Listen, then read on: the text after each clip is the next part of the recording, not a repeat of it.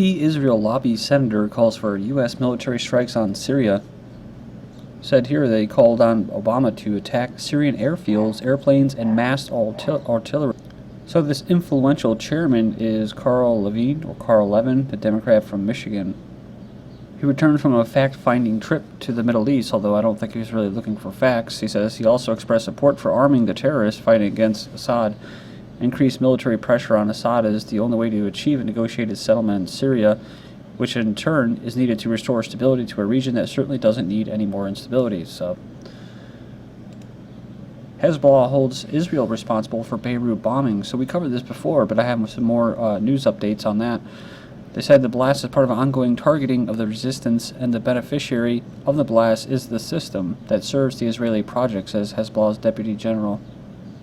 So he says they were behind the July 9th bombing, which injured dozens of people in the southern suburb of Beirut. So speaking on the anniversary of the 2006 war between Lebanon and Israel, the Sheikh said Israel and groups working to incite Sunni-Shia strife are responsible for the massive bomb attack. The CIA warned Lebanon that Al-Qaeda was planning an attack in Beirut. Translated from Europa Press, says the CIA warned Lebanese security agencies that the terrorist organization Al-Qaeda was planning an attack in the neighborhood in Beirut just 2 days before the attack executed Tuesday in the area, considered a stronghold of Shiite Hezbollah party militia, which left about 50 wounded. It says based on the information published by the Lebanese newspaper Al-Akhbar, a member of the CIA in the Arab country gave intelligence data security forces that contained sensitive information on the matter. The group, which was presented as the 313 Brigade, shares a name with the military unit of Al-Qaeda operating in Pakistan and Afghanistan, but for the moment it is unclear whether it is the same militia. So they're saying that the Syrian rebel brigade claimed responsibility for the attacks. So the editor's note, which is important to note, it says what caught his attention was this 313 Brigade that just happened to share the name of the Al-Qaeda outfit operating out of Pakistan and Afghanistan, the offshoot of this Huji, so I don't know if that's how it's pronounced, but it was established by this Kashmiri who was an active participant in Zbigniew Brzezinski's Afghan Mujahideen during the 1980s Soviet-Afghan War, which leads the editor to believe that this Kashmiri was likely trained by the CIA and Special Operation Forces. He was reportedly killed in 2011 in Pakistan by a drone strike, but no one really knows whether he's dead or alive. So this is interesting to note as well. Says here whether you can prove or not that this is the same brigade. Says there's reports saying that Western intelligence agencies, CIA, MI6, all of them are transporting foreign fighters from Afghanistan and North Waziristan and Pakistan to Turkey, where the militants are basically given weapons which have coverage, training, and conduct combat missions in Syria, led by U.S., Qatar, and Pakistan special forces. So with the CIA, other intelligence agencies basically have a direct history with Al-Qaeda, it's plausible that the Syrian rebel 313 Brigade that carried out this attack in Lebanon that, quote, CIA warned them about is an assembly of Al-Qaeda operatives from Pakistan's 313 Brigade. Dual bombs target Hezbollah's stronghold, so again, July 10th. So another bombing. No story, but definitely pictures. Israel shores up Golan Force with eye on Hezbollah, sees Syrian war eventually spilling over. So it says here, though, Israeli officials concede that at the present time, the situation in the Syrian portion of the Golan Heights isn't really threatening to them. The influx of Israeli tanks along the frontier is an anticipation of a spillover. Specifically, the Israeli vision is that Hezbollah fighters who have joined Syria's civil war on the side of the government will eventually cross the ceasefire line into the Israeli-occupied portion of the heights. So far, they've been occupied fighting the Sunni Islamist factions along the Lebanese border. Hezbollah's leadership has presented that as their goal, basically to attack Israel, but this may have been to sell the Syrian intervention to his group, as many in the Lebanese militia are said to be concerned that the Syrian war will distract them from the force's ability to thwart Israeli invasions of southern Lebanon. So again, this creates the Sunni, basically sectarian strife or sectarian war. Makes Lebanon more vulnerable, and it makes them appear in Western eyes as being tied to Syria, thus Iran and the whole of Shias. But then you have this Egypt card. Like I said before, the whole thing with Egypt, I think, had to do with bringing down Syria.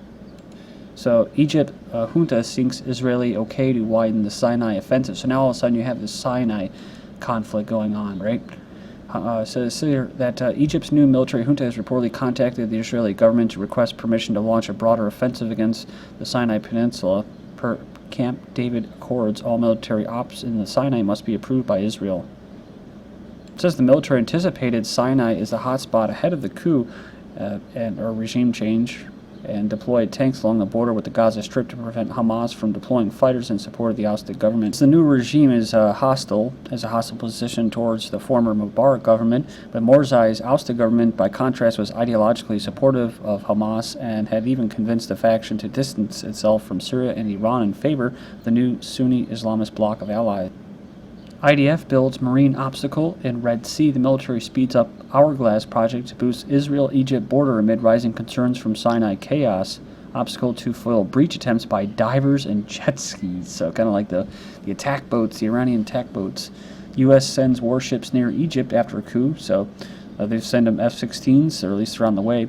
The U.S. Navy has ordered 2 amphibious assault ships to move to the coast of Egypt amid the North African country's post-coup violence. So again, maybe that's the thing, they keep calling it a coup, but maybe it really was just an organized regime change and by the West.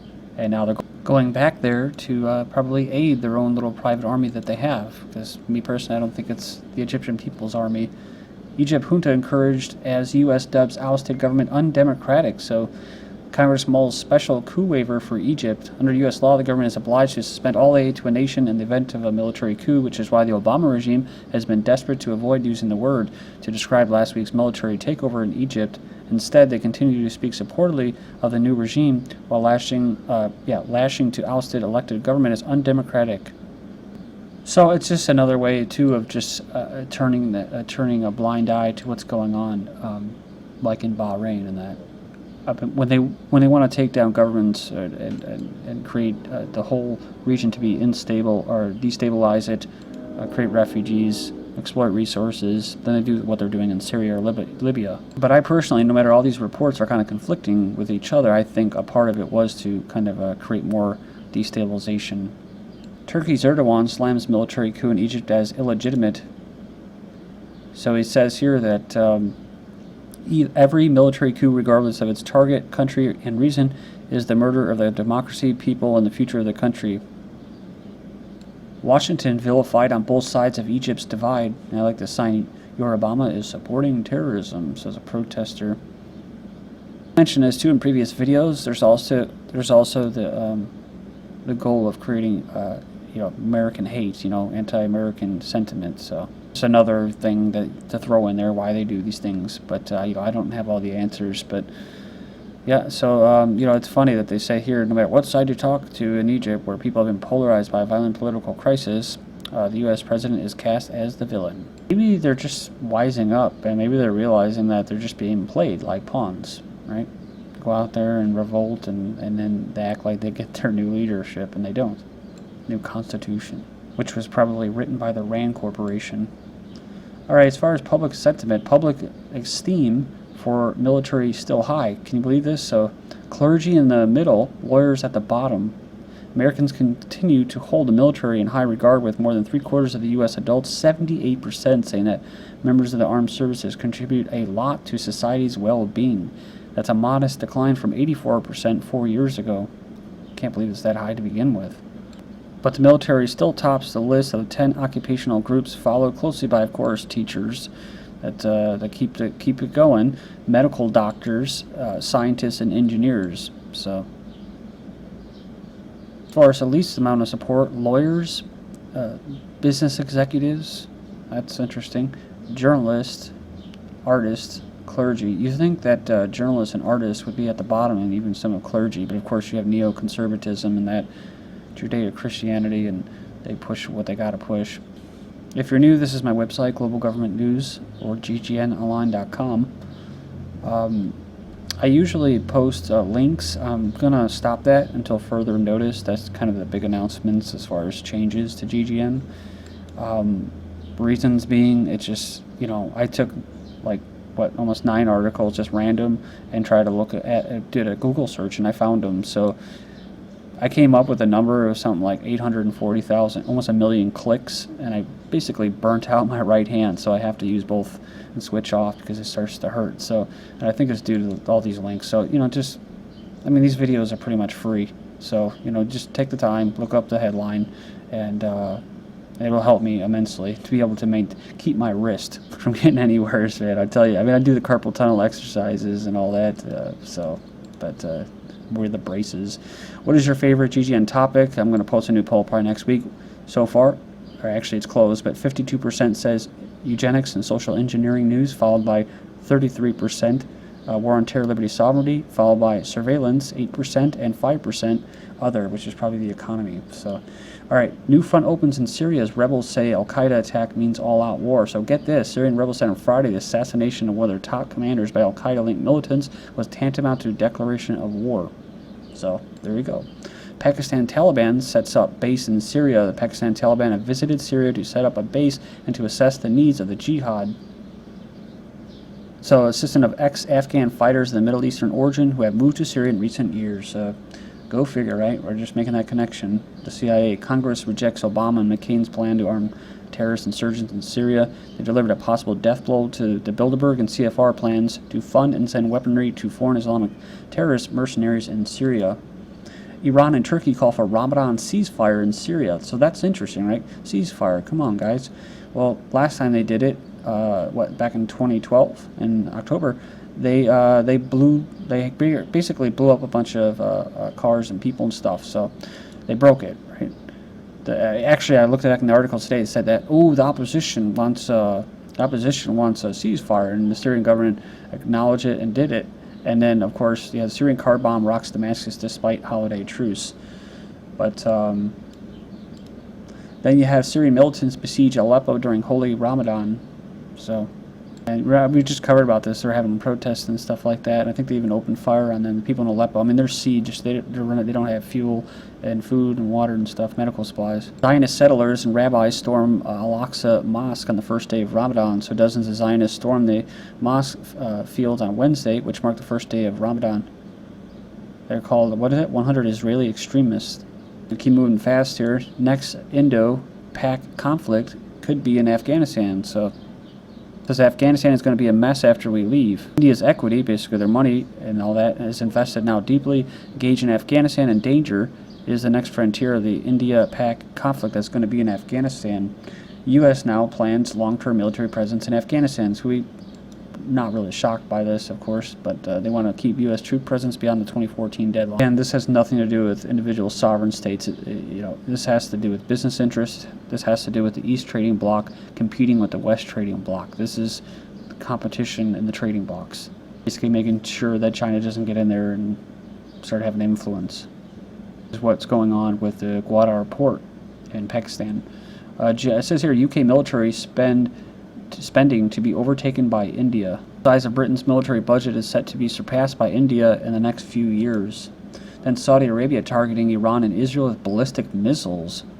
So that kind of makes sense, though, because it almost seems like, you talk about regime change and possible destabilization going on in Saudi Arabia, especially with the king, supposedly clinically dead. Who knows what's going to happen? They could be completely anti-Israel, so then maybe that's why they have it towards them. Also, Israel can blackmail them if they don't strike Iran. If they carry out a strike, says you better strike them too, and then so that would be my reasoning. Iraq carnage: 96 killed and 191 wounded. Man, that's insane, dude. They said they were just sitting down to a meal. Of course, you had Ramadan too. Dozens of protests in Bahrain against torturing detainees. If you go to this website, you can actually find the pictures of it. British MP attacked for questioning Israeli treatment of Palestinians. On the assumption of the 20th century will include the Holocaust, will he give me an assurance that the life of Palestinians since 1948 will be given equal attention? Asked Russell.